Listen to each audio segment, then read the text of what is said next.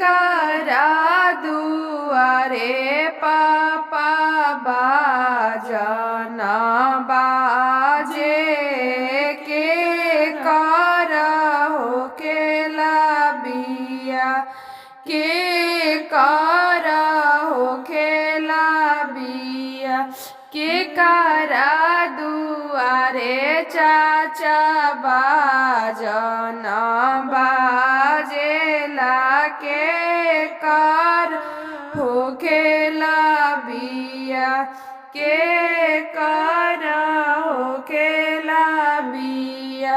हमारी दुआरे बेटी बाजन बाजेला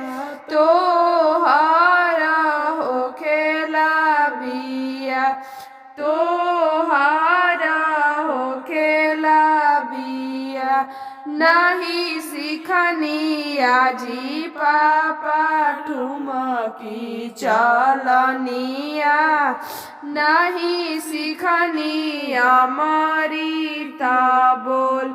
नहीं सिखनी अमृता बोल अब सिखला हो बेटी ठुमकी चलनिया अब सिखला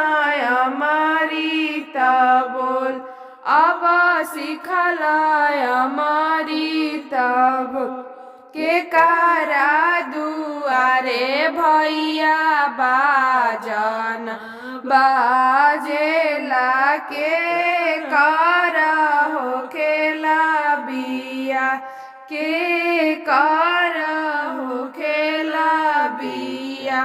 हमारे दुआरे बहिनी बाजन बाजेला तोहरा होखेला बिया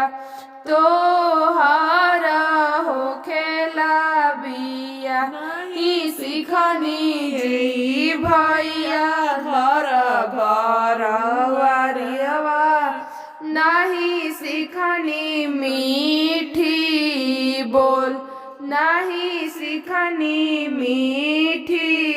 बोल सिखल नाए हो बहिनी घर घरुआरिया सिखल ना मीठी बोल सिखल